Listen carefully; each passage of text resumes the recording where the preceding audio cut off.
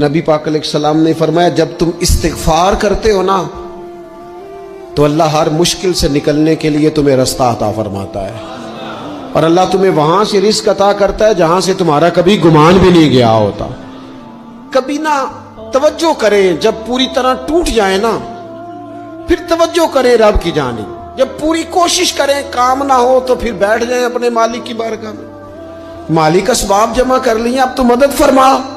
جب پوری طرح حضرت ابراہیم علیہ السلام کے پاس مہمان بڑے آیا کرتے تھے، مہمان نواز بھی بڑے تھے، بغیر مہمان کے کھانا ہی نہیں کھاتے تھے، بڑے مہمان نواز تھے۔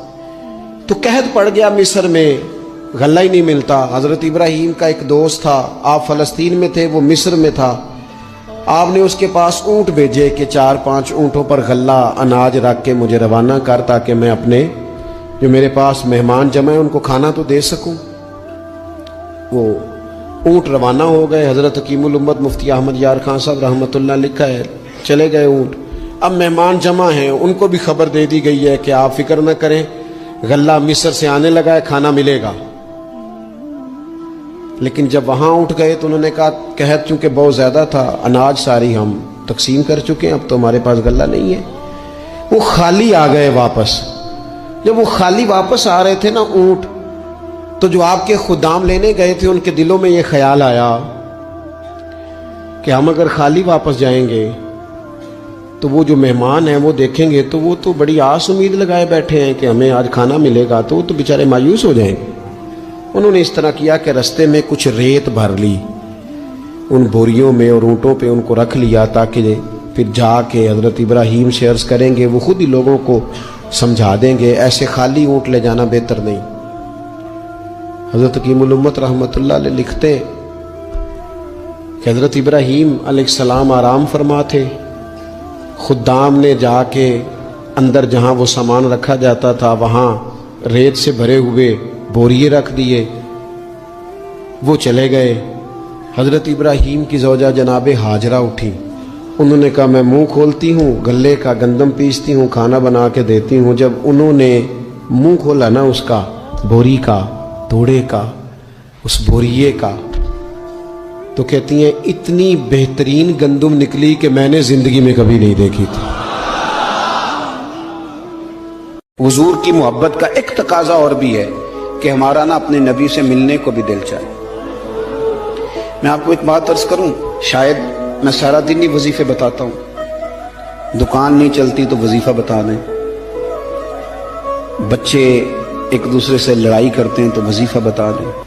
میں پڑھتا ہوں بزرگوں کی کتابیں، تو بزرگ فرماتے ہیں لوگ آیا کرتے تھے کہ کوئی درود و سلام بتائیں جس سے مدینے والے محبوب کا دیدار نصیب ہو۔ میں نے کہا کہ اس طرح کا بھی کوئی محب ہے جس کا محبوب سے ملنے کو دل نہ چاہے، جس کی خواہش پیدا نہ ہو، جس کے اندر تڑپ نہ ہو، ذوق نہ ہو۔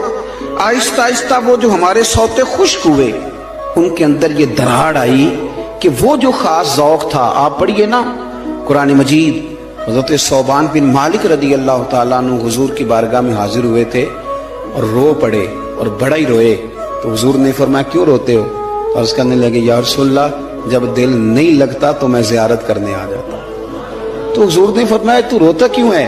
عرض کی سونیا مجبوری یہ ہے کہ آج تو دیدار کر لیتا ہوں اور صبح۔ السلام علیکم دوستو، ایک بار جبرائیل علیہ السلام نبی کریم صلی اللہ علیہ وآلہ وسلم کے پاس آئے تو آپ صلی اللہ علیہ وآلہ وسلم نے دیکھا کہ جبرائیل علیہ السلام کچھ پریشان ہے۔ آپ صلی اللہ علیہ وآلہ وسلم نے فرمایا جبرائیل کیا معاملہ ہے کہ آج میں آپ کو غمزدہ دیکھ رہا ہوں؟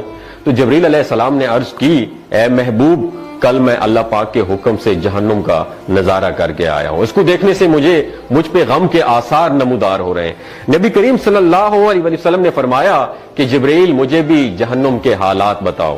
جبرائیل نے عرض کی جہنم کے کل 7 درجے ہیں اور ان میں سے جو سب سے نیچے والا درجہ ہے اللہ ان میں منافقوں کو رکھے گا، اس سے اوپر والے 6 درجے میں اللہ تعالیٰ مشرک لوگوں کو ڈالیں گے، اس سے اوپر 5ویں درجے میں اللہ سورج اور چاند کی پرستش کرنے والوں کو، عبادت کرنے والوں کو ڈالیں گے، 4تھے درجے میں اللہ پاک آتش پرست لوگوں کو ڈالیں گے، اور 3رے درجے میں اللہ پاک یہود کو ڈالیں گے، 2 درجے میں اللہ تعالیٰ عیسائیوں کو ڈالیں گے۔ یہ کہہ کر جبریل علیہ السلام خاموش ہو گئے تو نبی کریم صلی اللہ علیہ وسلم نے پوچھا جبریل آپ خاموش کیوں ہو گئے، مجھے بتاؤ کہ پہلے درجے میں کون ہوگا؟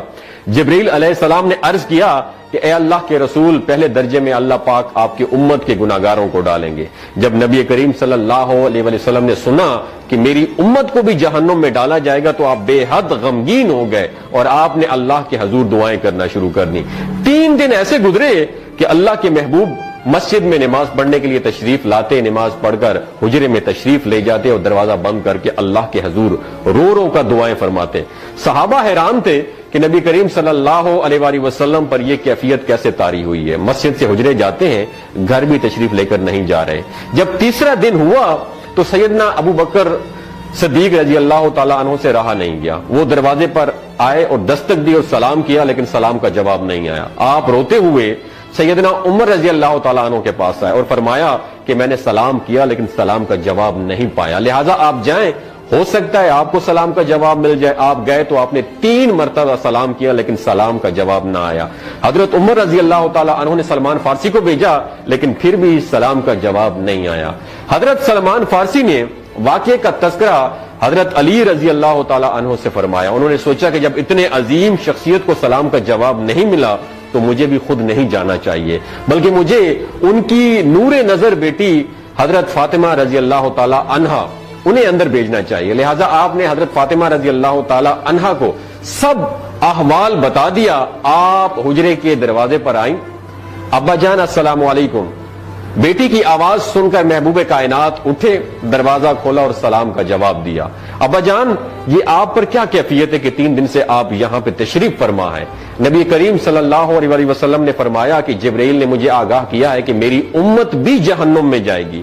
فاطمہ بیٹی، مجھے اپنی امت کے گناہگاروں کا غم کھائے جا رہا ہے اور میں اپنے مالک سے دعائیں کر رہا ہوں کہ اللہ ان کو معاف کر دے اور جہنم سے بری کر دے۔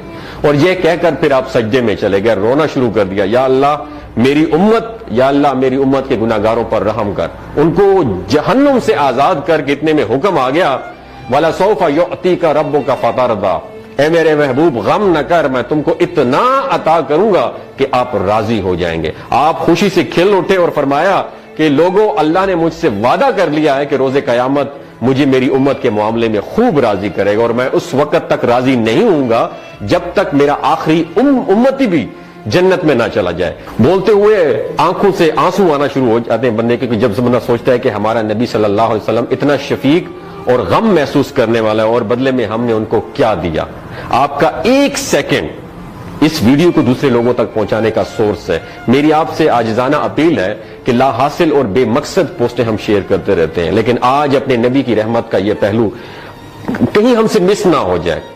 ایک شیئر کر کے اپنا حصہ ضرور ڈالیے گا، کیا پتہ کون گناہگار پڑھ کر راہ راست پہ آ جائے اور دوسروں کو تھوڑی سی ہدایت مل جائے۔ کہنے کا مقصد یہ ہے کہ ایک نبی ہمارے لیے اتنا غم خوار ہے اور ہم یہاں بیٹھ کے اس کی امت کے اوپر اتنے مظالم ڈھائے جا رہے ہیں، ہمارے فلسطینی بھائیوں پہ اتنا ظلم کیا جا رہا ہے، لیکن ہم ٹس سے مس نہیں ہو جا رہے۔ آج ہمارے پاس اگر تلواریں ہوتی تو ہم تو بالکل سوچنا ہی ختم کر دیتے، لیکن آج ہمارے پاس میزائل ہے، آج ہمارے پاس ایٹم بم ہے، لیکن پھر بھی ہم بے حس بنے ہوئے ہیں۔ اللہ تعالیٰ ہمیں ہدایت نصیب فرمائے، اللہ تعالیٰ ہمارے لیے آسانیاں پیدا فرمائے اور اللہ تعالیٰ ہمیں نیک کام کرنے کی توفیق عطا فرمائے۔ اپنا اور اپنے ساتھ رشتوں کا خیال رکھیے گا۔ اللہ حافظ۔